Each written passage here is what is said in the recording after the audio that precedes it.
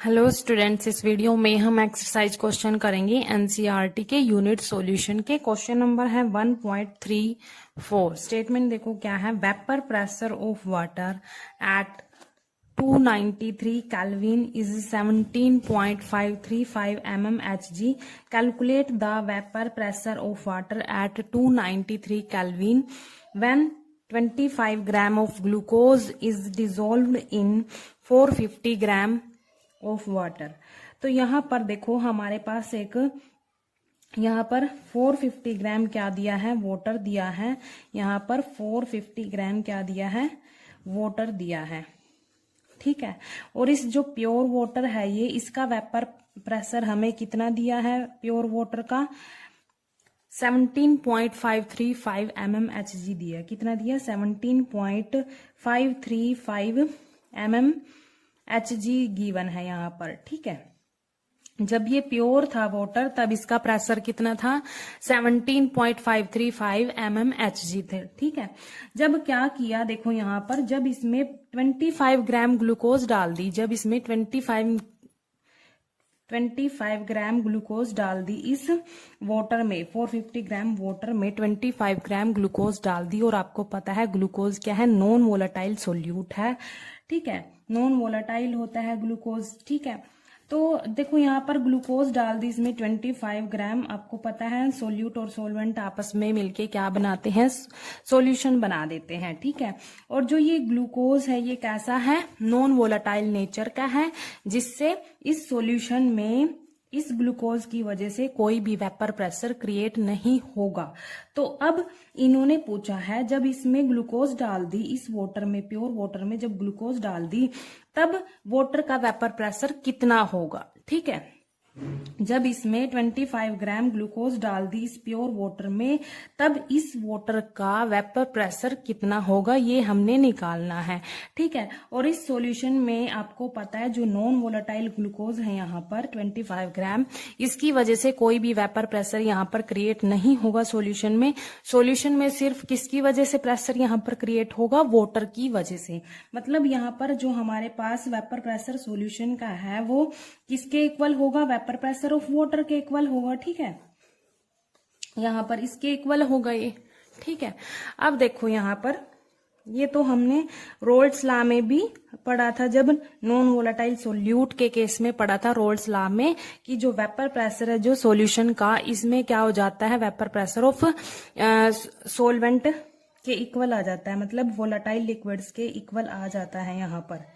ठीक है, अब देखो यहाँ पर हमें यहाँ पर एक्चुअल मास दे रखा है ग्लूकोज का, एक्चुअल मास दे रखा है किसका, मान लो हमारे पास जो ये कंपोनेंट, दो कंपोनेंट है यहाँ पर, एक ग्लूकोज है और एक क्या है, वाटर है।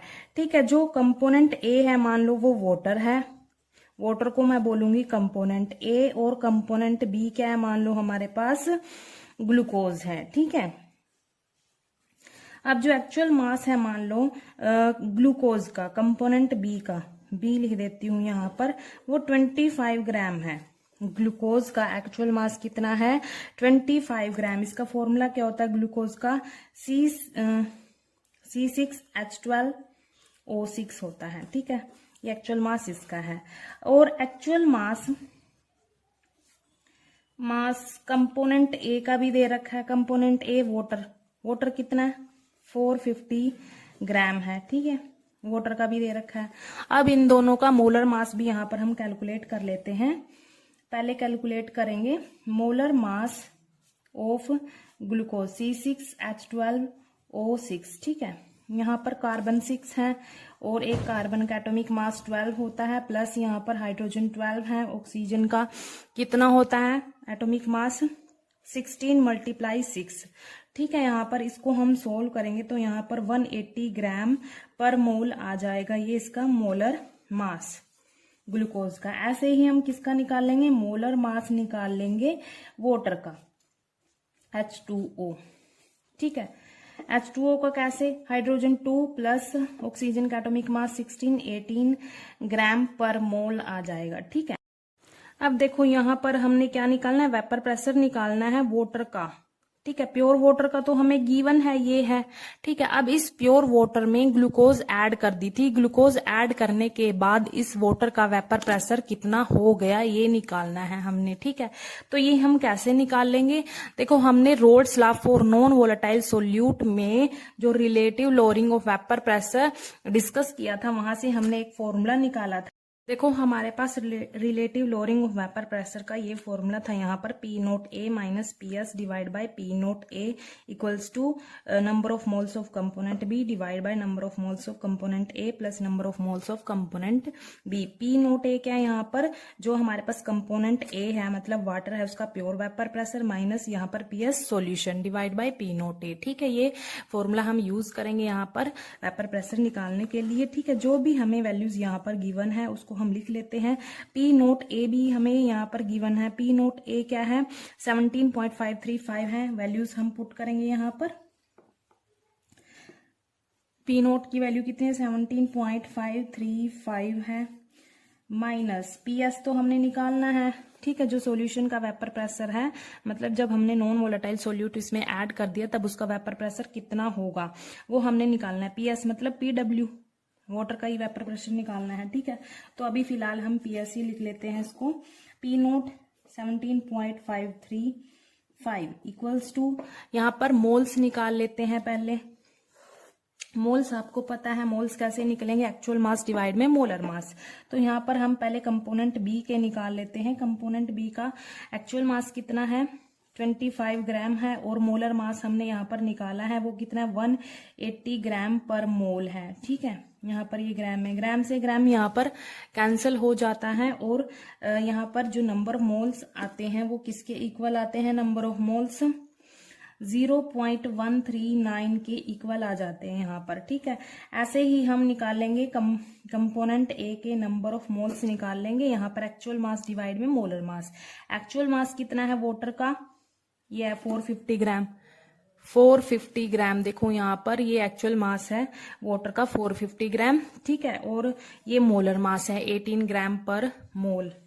तो यहाँ पर 450 ग्राम डिवाइड में 18 ग्राम पर मोल आ जाएगा। इसको ग्राम से ग्राम कैंसिल करेंगे तो यहाँ पर नंबर ऑफ मोल्स जो कंपोनेंट ए के वो कितने आएंगे, 25 मोल आ जाएंगे यहाँ पर। ठीक है, अब इन मोल्स की भी वैल्यू हम फॉर्मूले में पुट कर देंगे। एनबी की वैल्यू कितनी आई है, 0.139 आई है, और एनए की कितनी आई है, 25 मोल आए हैं। ये मोल है, यहाँ पर भी ये मोल प्लस 0.139 मोल। इसको हम सोल्व करेंगे, 17.535 माइनस पीएस डिवाइड बाय 17.535, ये 0.139 मोल। इसको हम प्लस करेंगे तो कितना आएगा, प्लस करके ये आएगा 25.139 मोल। मोल से मोल कैंसिल हो जाएंगे। ठीक है, और ये जो प्रेशर था वो किस में था, mmHg में था, यहाँ पर भी mmHg में। थोड़ी देर के लिए हम इसको यूनिट को इग्नोर कर देते हैं। अब क्या करेंगे, इसको सोल्व करेंगे हम। ठीक है, तो क्या आएगा यहाँ पर, ये क्या आ रहा था, 17.535 माइनस सॉल्यूशन का प्रेशर 17.535। थोड़ी देर के लिए हमने प्रेशर की यूनिट क्या कर दी, इग्नोर कर दी। 0.139 डिवाइड 25.139 था, देखो यही था।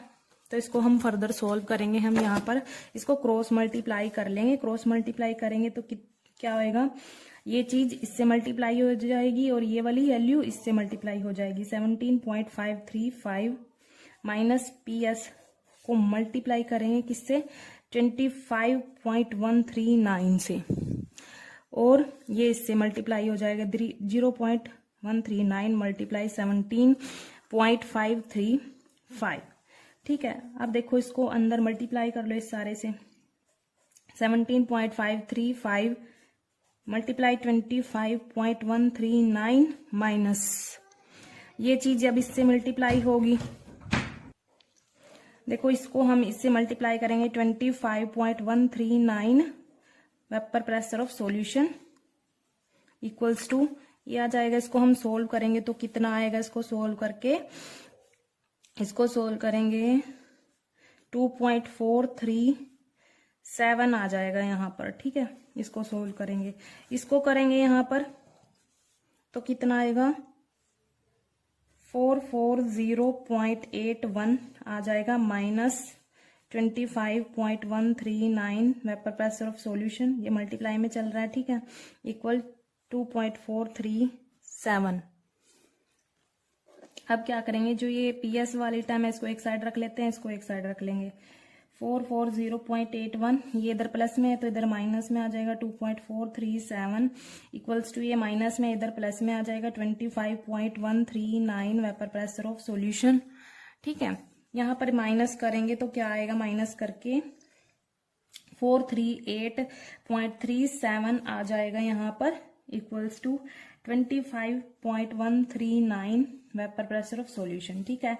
तो हम पीएस की टर्म निकालनी है, हमने वेपर प्रेशर सॉल्यूशन का निकालना है, तो ये इधर मल्टीप्लाई में, ये वाली वैल्यू इधर डिवाइड में आ जाएगी।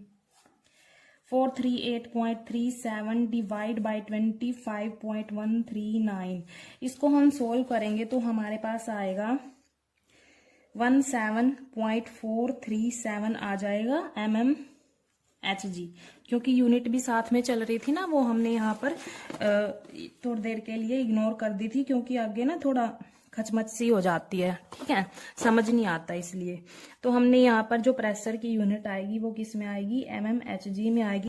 देखो जब ग्लूकोज इसमें नॉन वोलेटाइल सोल्यूट है, जो ग्लूकोज है इसमें वाटर, प्योर वाटर में डाल दिया तो इसका वेपर प्रेशर कितना हो गया, अभी हमने निकाला पीएस कितना निकाला, 17.437 निकाला। पीएस किसके इक्वल था, किसके इक्वल था, मतलब यहाँ पर नॉन वोलेटाइल सोल्यूट की वजह से कोई प्रेशर क्रिएट नहीं हो रहा था, इस सॉल्यूशन में प्रेशर किसकी वजह से था, वाटर की वजह से था, इसीलिए जो पीएस है सॉल्यूशन का वेपर प्रेशर है वो किसके इक्वल है, यहाँ पर वेपर प्रेशर ऑफ वाटर के लिए, और हमने यहाँ पर निकाल दिया क्योंकि पीएस इक्वल्स टू पीडब्ल्यू, ठीक है। तो यहाँ पर हमने ये निकाल दिया, वेपर प्रेशर वाटर का कितना है 17.437 है, ठीक है, कितना है 17.437। देखो यहाँ पर जो प्योर वाटर का वेपर प्रेशर था वो कितना था 17.535 था, मतलब यहाँ पर ज्यादा था। देखो जब इसमें 25 ग्राम नॉन वोलेटाइल सोल्यूट डाल दिया तो वेपर प्रेशर है जो वाटर का वो देखो डिक्रीज हो गया, थोड़ा सा डिक्रीज हो गया, 17.43 हो गया। यहाँ पर